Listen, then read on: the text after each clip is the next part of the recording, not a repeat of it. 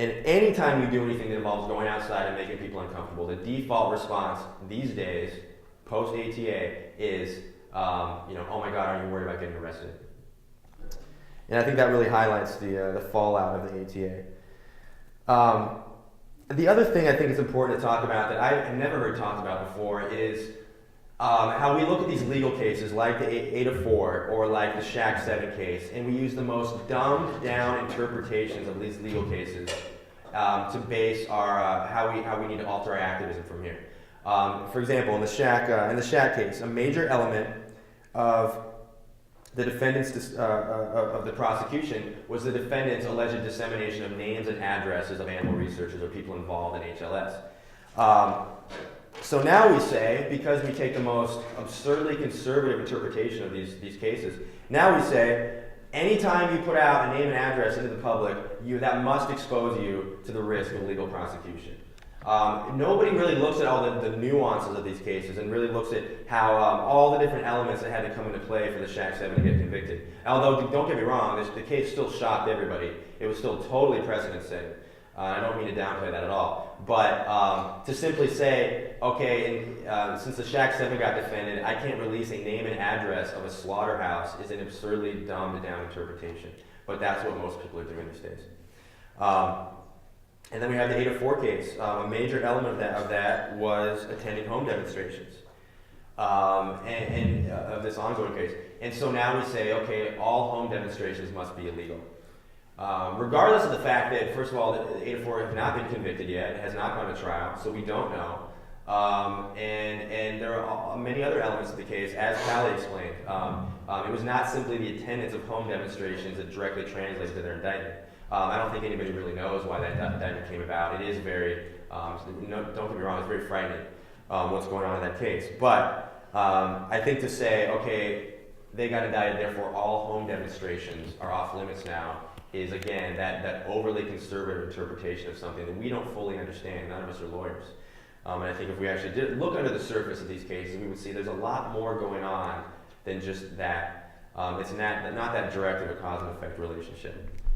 And so we walk around today with that cop inside our heads. That cop that tells us all, it's almost like, or you could say the cop on your shoulder. It says, think twice, don't do that. That's going to make somebody uncomfortable. You might get arrested. And I can tell you, when I got involved in this movement, we distributed things that these days would be almost unheard of.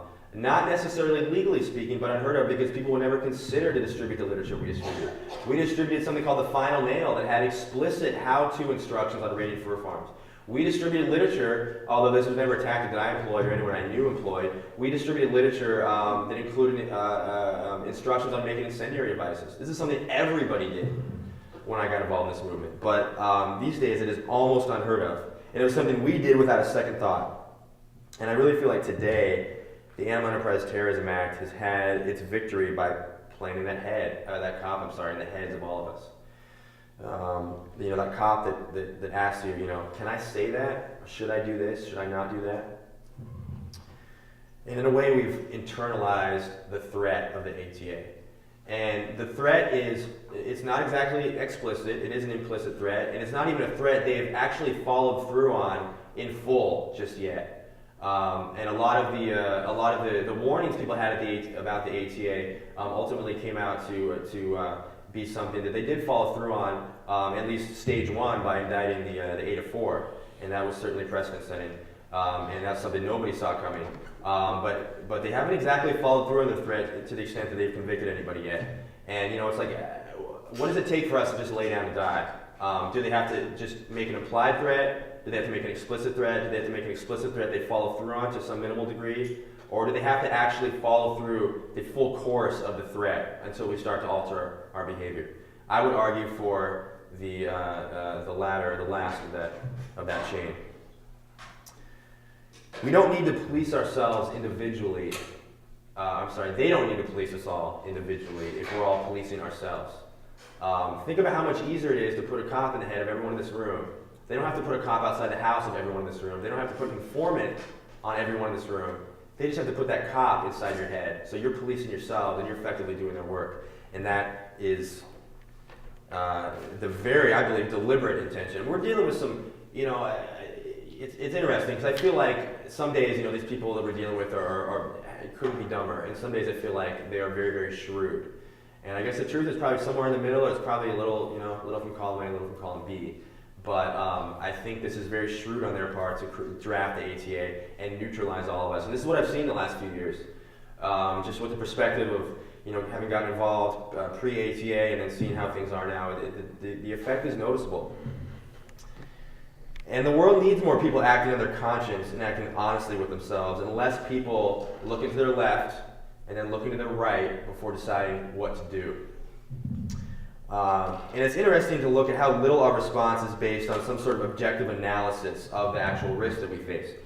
I live in Salt Lake City now, and I think, how many people here have heard of the case of BJ and Alex, who have been indicted for a mink liberation? Okay, about half the people. They were charged for a mink release. Actually, both have pled guilty. One was sentenced to 2 years recently, and they pled guilty to releasing 650 animals from a farm.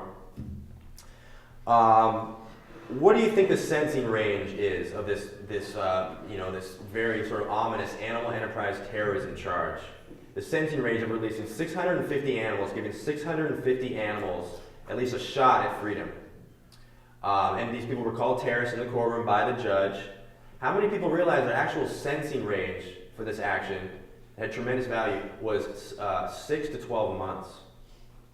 We're so afraid of the ATA, and it is a scary thing. I do not want to downplay it. I mean, the 8 to 4, they're looking for 10 years each. I don't want to downplay it, but I do want to give a more sober assessment of exactly, what types of crimes translate to what sorts of sentences. Now, in the end, one of them got 2 years in prison, effectively, even though the prosecution was recommending 6 months, effectively quadrupling his sentence. So that is very upsetting, but that was one rogue judge. The guidelines call for 6 to 12 months. I think it's incredibly disingenuous of us to say that meat is murder, or what's happening to animals is murder, and the fate of the earth is at stake. But we're not willing to risk 6 months in prison to back up that supposed belief that we all hold. I believe it's incredibly disingenuous to not even be willing to expose ourselves to the risk, the remote risk of 6 months in jail for what we can call murder.